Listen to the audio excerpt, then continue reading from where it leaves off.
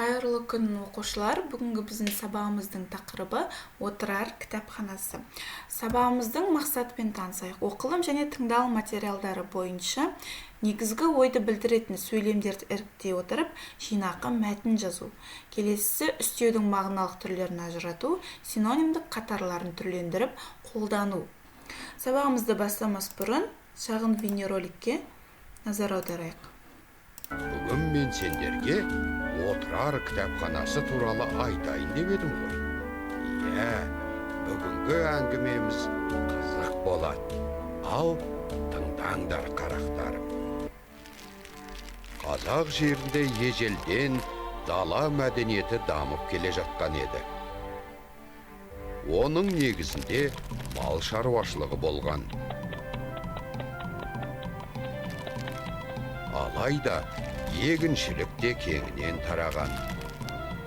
Сонымен қатар түркі тайпалары қолөнермен де айналысқан. Олардың жазбасы болған, қалалар салып, көшпенді мемлекеттер құрған еді. 10 ғасырдан бастап көне түркі жазбасының орнына араб графикасы келеді.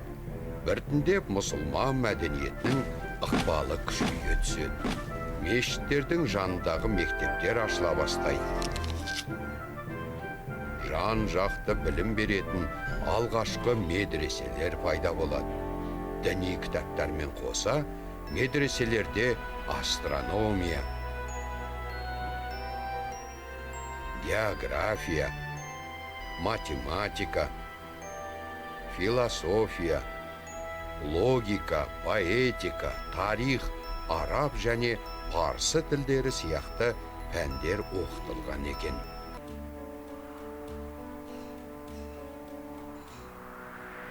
Қазақ жерінде бастапқы білім алып, сауатын ашқан түркілер Орта Азияның мәшһүр шаһарларына айналған Түркістан, Отырар, Тараз, Самарқан сияқты іргелес мәдени орталықтарына барған.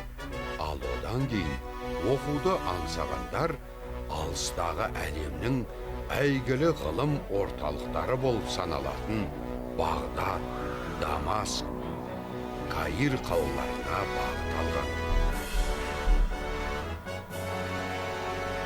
Міне, сол заманда адамдар осылайша білім іздеп, кітапханаларда жиналып, тәжірибе алмасқан екен.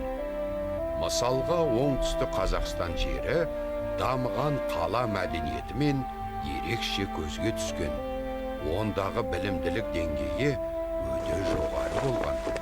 Көптеген атақты ғалымдар буыны Тараз, Испиджаб, Отырар, Түркістан, Джент сияқты қалалардан шыққан екен. Дәл осы Қазақстанның оңтүстік өңірлері арқылы Ұлы Жібек жолының негізгі жолы өтетін. Ал Жібек жолы ғасырдан ғасырға отырықшы және көшпенді елдердің мәдениеті арасындағы диалогының алаңы болған. Шығыс пен батыстың түрлі ғылым салаларына арналған бағалы қолжазбалары Қазақстанның рухани және білім орталықтарында жиналып сақталған.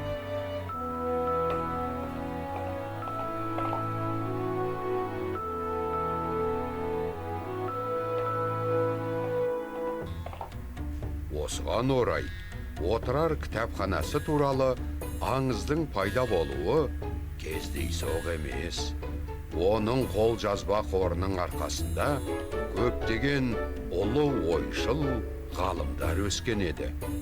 Өкінішке орай, отырар кітапханасы Шыңғыс ханның шабуылы кезінде өртеніп кеткен екен. Түп орнымен жанып кеткен көрінеді.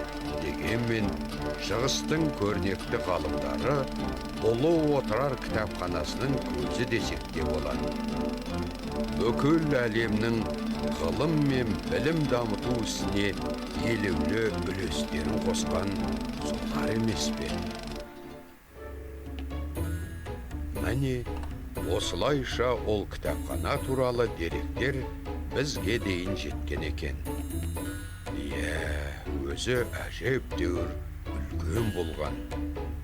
Ал сау болыңдар қарақтарым. Видеоны тамашаладық оқушылар, иә?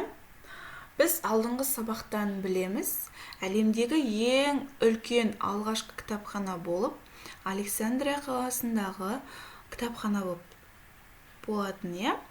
Ол кітапханадан біздің әлемнің ең алғашқы ұстазы Аристотель шыққан болатын. Ал әлемдегі ең ірі екінші кітапхана болып, осы отырар кітапханасы саналған. Бұл отырар кітапханасынан біздің әлемдегі ең бірінші ұстаздан кейінгі екінші ұстаз Әл-Фараби шыққан екен. Осы тұста отырар кітапханасы жайлы Мұхтар Шаханов атамыз мынандай өлең арнаған екен. Тек қарынның байлығына сенген елдің соры бар. Көне тарих сабақтары бізге мойын бұрғандай. Отырарда ғаламда жоқ жазба кітап қоры бар. Өткен заман елестері әлі қоршап тұрғандай.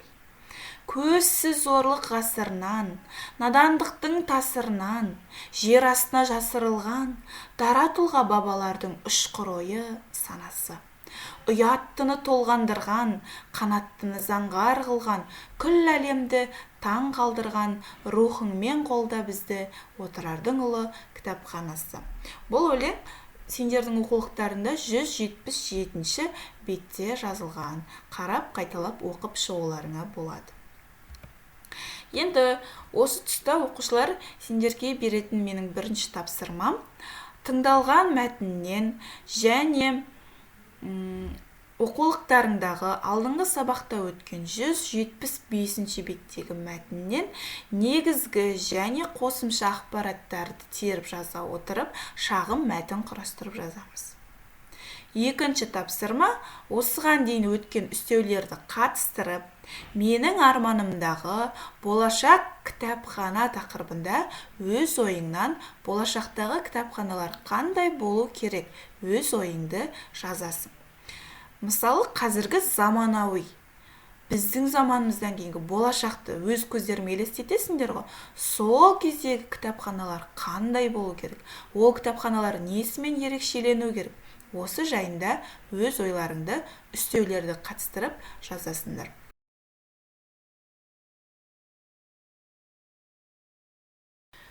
Бүгінгі сабақта қосымша тапсырма, бүгінгі таңдағы отырар кітапханасының жағдайы қандай? Бүгінгі таңда отырар кітапханасы бар ма? Қай жерде орналасқан? Онда бұрынғы көне кітапханадан қалған кітаптар қоры сақталған ба?